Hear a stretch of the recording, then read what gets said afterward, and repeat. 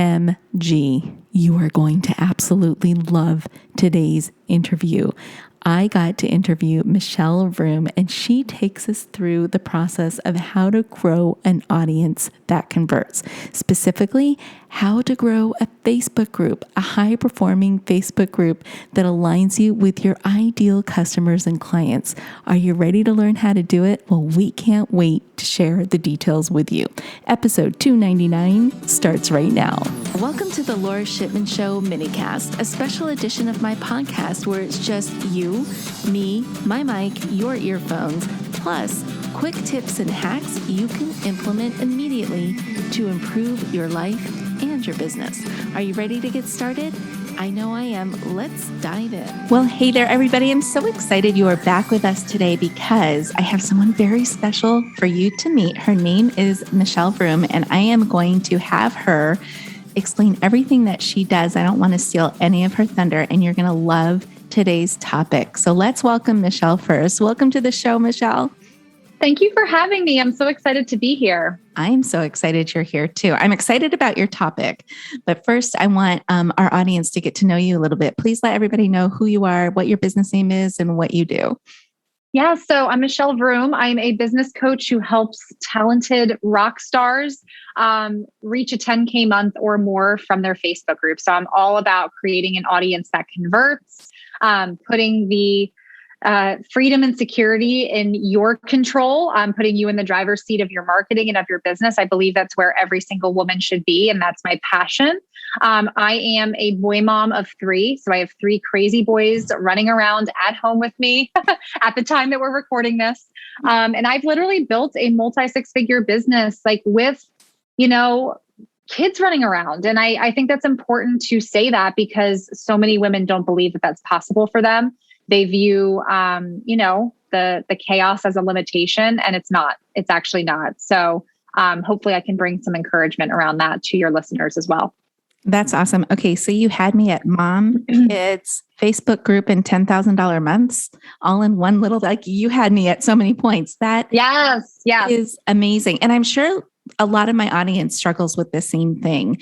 And I think a lot of us want to hit that 6-figure mark, because that help. I mean, that's like a huge help. And you're going to take us through some secrets to get to an audience that converts. So where the heck do we start? Like how? Yeah. Well, and I first just want to say, I think the 10K month represents, it's not just about the money, right? Mm-hmm. It represents something so much bigger. I remember having my first 10K month and thinking, well, if I can make 10K in a month, what else is possible? 6 figures, right? That was the next kind of automatic thing. For me, I felt powerful. I felt like, wow, I did this. I built a business that can make more than I made in my corporate job. I think that's what a 10K month represents to a lot of women. It's that taste of freedom that leaves you wanting more, but in a good way. And so that's why I'm so excited about helping women do that. And I'm going to start by saying, I really think that we need more simplicity in the marketing world. I think marketing has gotten so complicated for so many people. They feel that push, that challenge, that expectation of I need to be doing all of these things. And so when I say I want to help you make a 10K month from your Facebook group, I've only recently gotten really, really clear on what that looks like, and owned the fact that that's how I want to help women. I don't want to help them do all the things to get to a 10K month because I don't believe you need to. Mm-hmm. I believe in the power of one, right? One ideal client, one message, one platform. That's it. That's all you need. And that's why I'm so focused on creating the audience that converts. So can I ask you a question about of course, your business structure? Are you a solopreneur or do you have a team that's helping you get? I have a team now. Okay. Yep. I have a team now. I didn't hire my first team member until I was actually close to the 6-figure mark. Okay. It was something that I kind of just did myself. And what's been great about it is I was able to really capitalize on the vision for my business and then start bringing in a team versus bringing in a team when I wasn't clear on the direction that I was going in. So I have a team now that supports me, but most of the clients I work with are on their own, hence the simplicity, right? I think you need simplicity at all stages. And that's why I really am passionate about that because so many of the women I talk to are feeling burdened by feeling like they need to do all the things. So can can women hit a 6-figure or a 10K month without a team? Is that possible? Have you seen it happen? Yeah, I did it. Oh, you did it yourself. Okay. I did it myself. Okay. Many of my clients have done it. Yeah. Yeah. Okay. Oh yeah. Awesome. Yep. All right. I think that's a belief though. Like that's good that I'm glad you brought that up because I do think that there are some beliefs about, well, what do I need first in order to do that? And what I want women to come away knowing is it gets to be so much simpler than you think. And that's really good because, and you said, simplicity first, which I think is really important. And there are some people out there that just don't want the responsibility of a team, and to know that it's possible. Yeah. Like it's so funny because now being on the other side of having a team, I'm like, I love it. I'm so thankful for it, but gosh, it is a whole other learning process, right? Like talk about professional development and growing and challenging yourself. I don't know that I've ever been as challenged as when I've had a team, when I have people who are relying on me, right? So I always say like, start small. Like there's all these messages out there of, well, once you do this, or once you get to here, or this is what you need to do in order to get to here. And I think we've gotten so complicated in the way we run our business. Start small. You can absolutely 100% reach a 10K month without adding on a team. In fact, I think you should, because when you can get there, how much more clarity do you have about your audience, about your message? And then you can start to bring in people who can support you. And I started very small. I started small with a VA who gave me like 5 hours a week, if that, or not even 5 hours a week. I'm sorry, 5 hours a month. Oh, wow. Not 5 hours a week, 5 hours a month, like literally just starting with like a couple of things, right? To be able to start to take some things off my plate. I think it's so easy to jump the gun and just go straight to, I've got to have this big team to do all of this. And you really don't, unless you want to. But even if you want to, I can make the case that like, that's not the right time to do it. You need to wait a little bit. Right. So I just want to say that to anybody who maybe is feeling the pressure of like, oh, I have to do all of this or have this expansive team. Yeah. Because like, people that sometimes that means taking out small business loans. It means like a huge amount of responsibility. Yeah. And then it's a lot of responsibility. It is a lot of responsibility because you're not only just dealing with the financials of your business, but now you're dealing with another human being. Like you're responsible for that person and making sure that you can.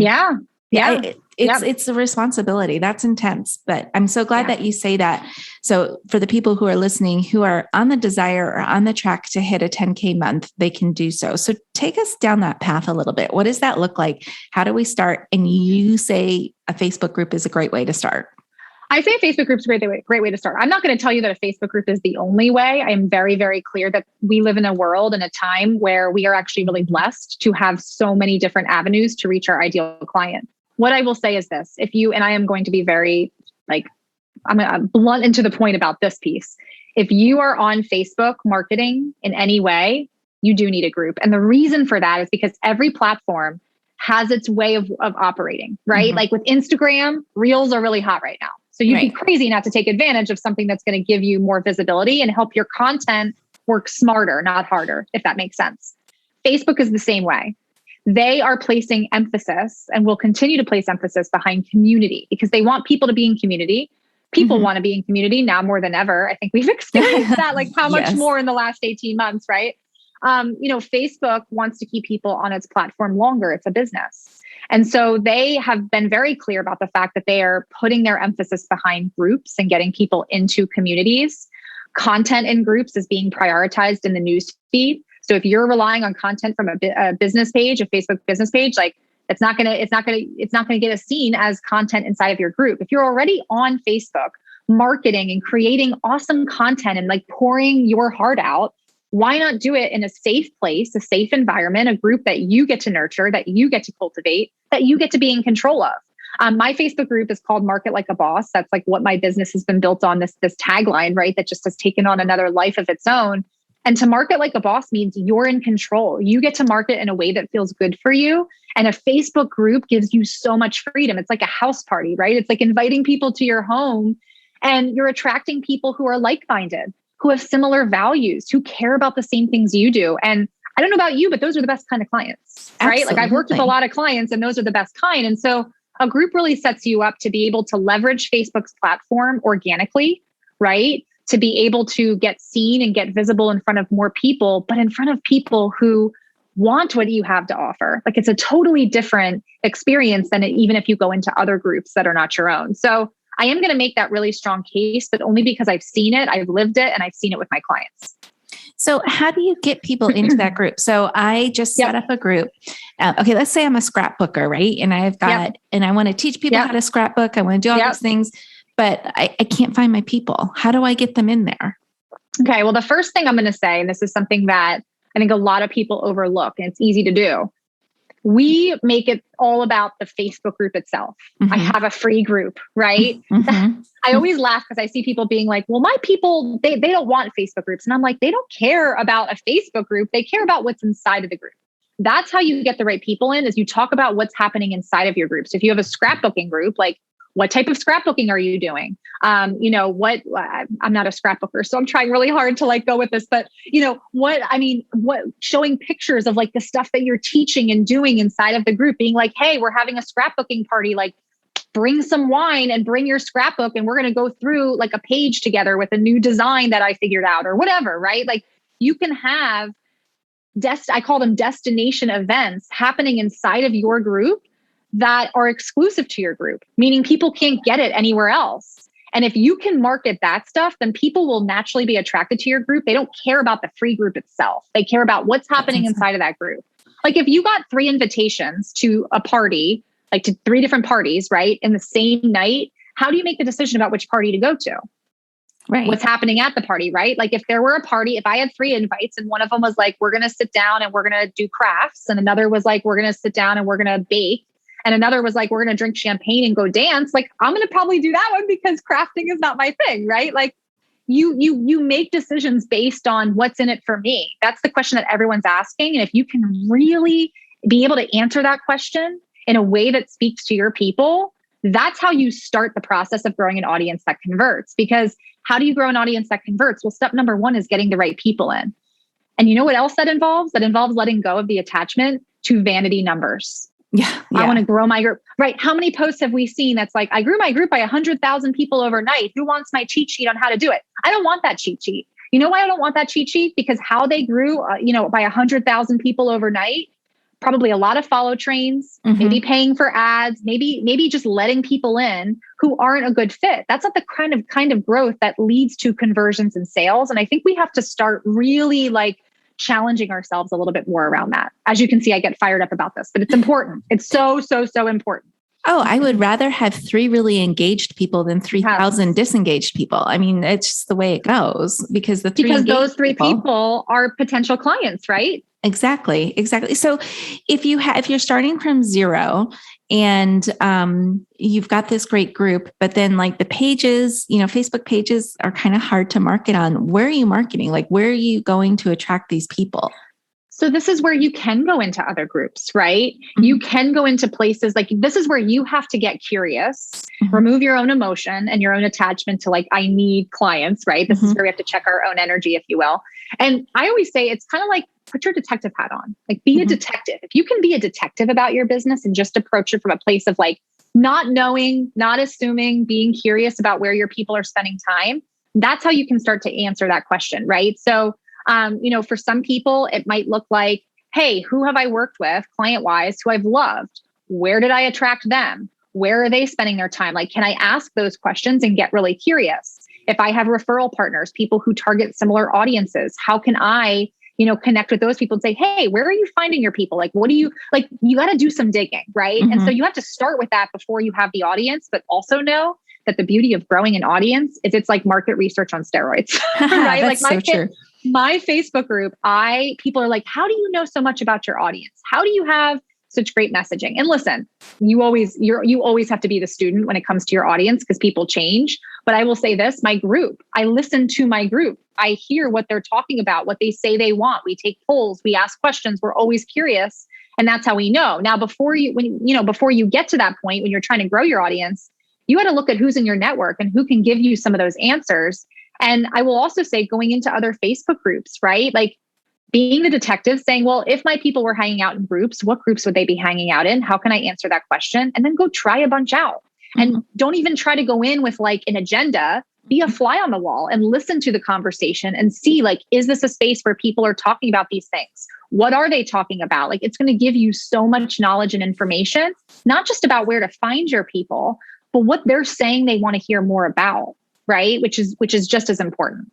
So that would be where I would start with, at the risk of like overwhelming and adding more information to your people. I think that's the best place to start. No, but that's a good idea. And I think even like the search mechanisms that you use to find those initial groups that you're doing your research in are important. Like pay attention to what you typed into the search bar to find those groups. Oh yeah. It's like Google, right? It's like Google. I mean, even looking at like Google searches, like typing in, like for me, obviously I target women entrepreneurs, and seeing what other additional search topics come up. Like I can use that content in Facebook to search for women entrepreneurs. And listen, the first few groups I joined, like some of them were not a good fit, but you don't know until you join and test it out. It's like attending a live networking event, right? And just seeing like, where are the circles that my people are hanging out in? And some people get really frustrated with this because they want to figure it out immediately. Right. And you're not going to. And that's part of the journey. And I know that it can feel frustrating sometimes, but I also think if we can look at it as part of the journey and not just be so quick to want to get to whatever end destination we think we're going to get to, there's so much beauty in that, if that makes sense.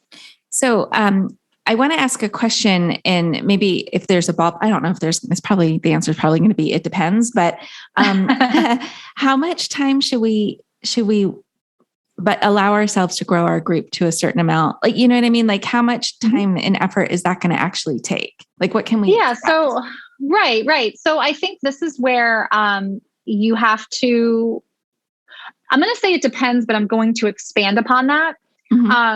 For me, when I was growing my group, especially in the initial stages, it obviously took a little bit more time, because once you reach a certain number, and I don't know what that number is, I don't even think that there is a magic number. I just think that once you get to a point, usually for some people, it's around like the 250, 300 member mark, where Facebook will start suggesting your group because there's activity happening inside of it, right? So know that it's like a snowball effect. Like the initial effort of rolling the snowball, it takes more of your effort, right? Because you got to get the snowball formed, you got to get it going. And then as you roll the snowball, okay, you're going to see it become easier. Your momentum is going to pick up. And that's kind of what having a Facebook group is like. So the initial effort and momentum of growing it, it's going to be more than like what I do now, 3.5 years into having my group. So I'm going to say that, just set that as like a precedent. What I will say for me, setting boundaries around this was really important, because it can take up all your day. So I would literally spend 60 minutes a day hanging out in other groups, meeting people. And if it felt right and it was appropriate, inviting them to join my group. And being able to like set aside that time, and also know that like, I don't have to spend hours a day on this. I can trust that the work that I'm doing each day, I'm planting seeds that will sprout. And so I think if you can really have that perspective, that's going to be helpful for you. If you want to spend more than 60 minutes a day on it, you absolutely can. But I think that there's two camps of people who feel like they have to spend all day and be marketing constantly to grow their group, and people who don't want to do anything at all and just want it to magically happen. Right. And somewhere in the middle, right? You got to put in that time. But also if you're putting in that time each day, even if it's a small amount of time, that consistency is going to add up, and there will be a tipping point where it feels a little bit easier. It's kind of like you're running down a hill with the wind at your back. Okay, cool. All right. That's good. I like that. And like, do you, Actually, I have a question about the group itself. Of course. You've started your group. Do you have any best practices or components of a group that you should always include to make the group successful? Yeah. So I think there are a couple of things you can do to optimize your group for clients. And while I'm telling you this, I want to also be very clear and transparent that I did none of these things when I started my group. Okay. I literally started my group by accident. Like I needed a place to house a couple of videos that I was doing for a challenge. I was going to shut it down after. Thank God I didn't, because now it's my, number one source of revenue and clients. But still, I also want to say like, it's not going to feel perfect, and it's okay. But there are a couple of things that you can do that I wish I had known when I started. Number one, and I'm going to say this with a disclaimer, like the name of your group is not the end all be all. You will probably change it at some point, so don't stress too much about it. But that being said, going back to the search terms that you mentioned earlier, if you can be in the mind of your ideal client and think about what they're searching into Facebook, what they're searching, like what words are they using, searching into Google, and then put those in the title of your group, that's how you get more people finding your group, like because they typed the search in and your group popped up. So I think if you can pay attention, like simple is best. sometimes I see people with groups that have really long, elaborate titles using words that I would never think to use, right? Mm-hmm. And so you just want to make sure that like you're keeping it clean and clear and simple in terms of the title. You don't have to have a ton of content when people get in there. I didn't, right? But what I think you should have is at least some sort of an idea around like, what's that first stop for them? It's like when they go to a house party, are you just going to leave the door wide open and hope that they find their way to like get a drink or find the bathroom? No, you would probably welcome them at the door and bring them in. I think having that kind of an approach with your group is smart when people join, because when they join your group, like they just joined, right? It's kind of like when people just buy, like that momentum, that excitement is there. And so if you can send them to a welcome video or some sort of like a welcome post, I think that's great to have, right? So that people feel welcomed, because if people feel welcomed, they're more likely to stay. Yeah. The third tip that I would give for this in terms of what you should have in place is your about section. A lot of people will just kind of throw stuff into your about section. What I really want to encourage your listeners to do is think about, okay, if people are deciding whether or not they want to join my group, how can I tell them who it's for in the about section so that they know, hey, this is for me. Like I relate to all of this, right? So in the about section, you want to make sure that you're clear about what's happening inside of your group, who it's for, and include a link. Include a link to your lead magnet or to your website or wherever you want people to get more information about you, because you'd be surprised how many people join a group and go to that about section to be able to see like what's happening. So I think those are the three elements I would pay the most attention to. Everything else, as you go, you will sort of start to get more clarity around. What about like activities going on in the group? Are there certain things that work better than others? Are there certain like weekly things you should be doing, daily things you should be doing within a group? Yeah. So I'm going to go against the grain here and say start with no rules. You know why? Because if you start with no rules, then you're going to be in a place of being the detective and testing a lot of things. And then you'll make your own rules, right? So when I started, I didn't have any of the promo rules. Like I had nothing. I just did what I wanted to do. I talked about what I wanted to talk about. I went live when I felt like it and just tested a bunch of things. And so I started to see what worked and what my audience responded to. And then I made those things a regular system, if you will. So like lives work really well. So I started doing weekly lives. What else worked well? People really liked talking about their business. And so we started having a weekly post, right, that allowed people to talk about their business. And so I think just really like being open to testing and seeing how people respond and then setting a rule is always great. Because if you set a rule too soon and too early, you're going to feel restricted inside of your own party. Now, I will also say this, people's needs and desires change, right? What worked really well when I started my group 3.5 years ago doesn't always work as well now. And I have to be willing to change and adapt and also not make that mean anything about me and get emotional about it. So I'll say that too. Like, yeah, right. Like you have to be constantly learning and open to what people are saying. Live video definitely works well. I think, again, Facebook wants to keep people on Facebook's platform. So they're going to put a lot behind live video. But honestly, like all copy, all text posts work well in my group, right? We used to do a lot of images. Now we're seeing a lot of, all copy posts working. And some of that is Facebook, some of that is your people. And so we're always in a state of learning. We're always in a state of observing what works. And then as your group grows, you want to use the insights that Facebook group has, right? To be able to see data about what days are people most engaged. What posts did people respond to? Because if you can go back and look at that stuff, you can replicate what's working well. But at the beginning, I wouldn't worry about that, right? I really wouldn't worry about that. I would just start showing up and just talk to people as if they were at your house hanging out for a party. That's great advice. I think I like your no rules because I'm kind of like that too. I break all the rules first too. Like I'll go. What's funny is I'm such a rule follower, but like everything I'm telling you, I'm like, no, I'm going to break the rules. No, anytime on social media or podcasting or anything that I'm doing, I always do that. I break the rules because you know what? I love that. It's something that nobody else is doing right now. And so you need to kind of fight for that airspace, and the best way to be seen is to go against the grain. So I love that. Yeah. And be a leader, right? Like as you break the rules, you might end up finding something that is working so well that people want to replicate it. And then you become the leader. So I think that's great. Yeah. Good. Awesome. So how do we come over? Like, I know you can, you have some feedback or some information for us about overcoming limiting beliefs when it starts, when you're starting a community, how do we do that? Yeah.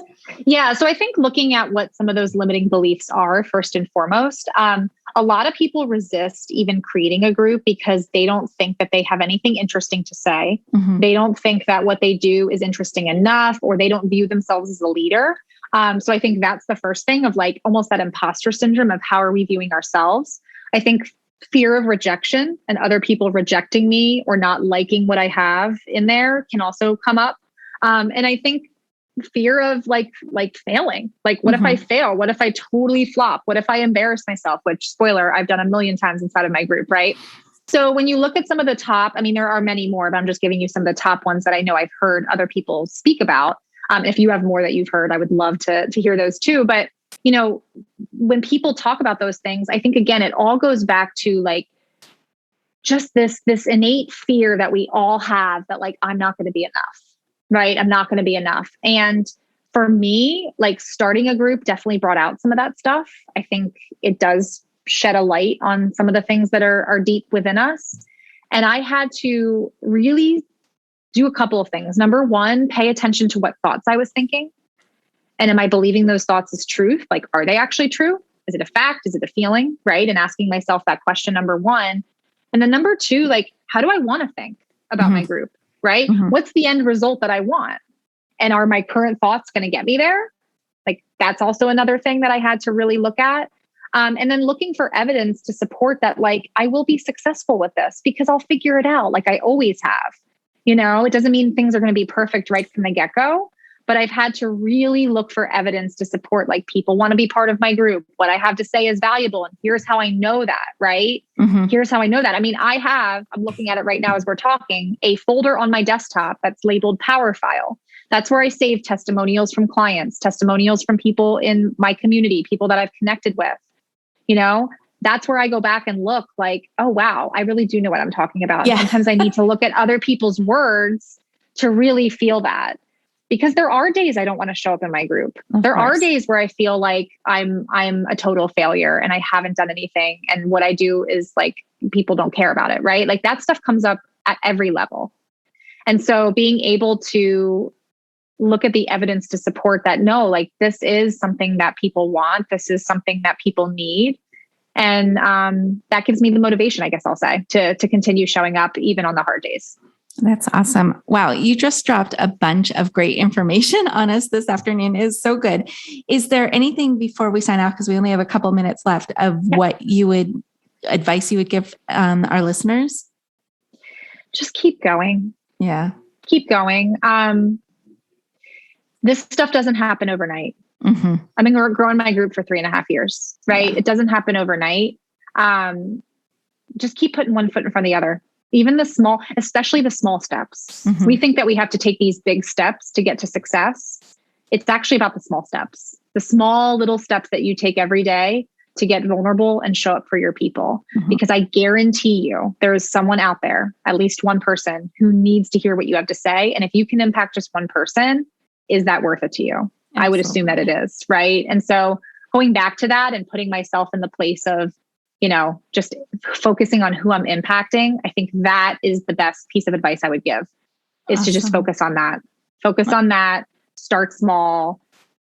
You don't have to do everything overnight. Cool. That's such great advice. And it's true. It's just consistency and start. Absolutely perfect. Fantastic. So mention your group again on Facebook and then let people know where they can connect with you. And I think you have a free little gift that you're going to share with people too. Cool. Yes, I do. So my group is called Market Like a Boss.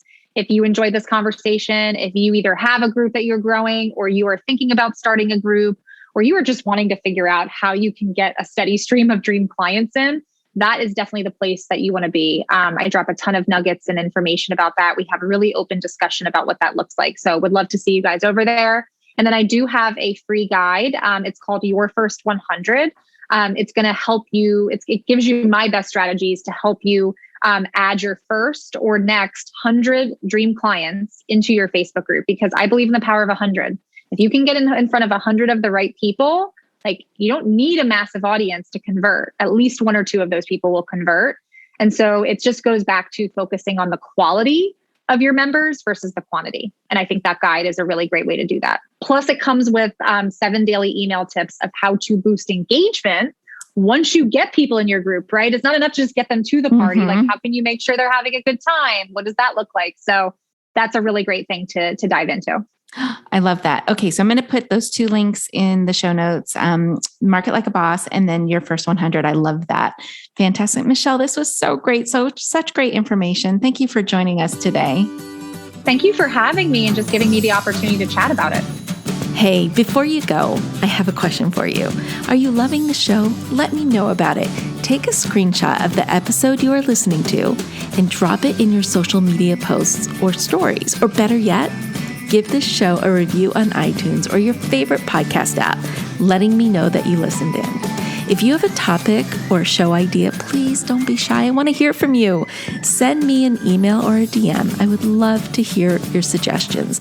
All the links are in the show notes. Anyways, I just wanted to say thank you, as always, for tuning into the show today and every day you listen in.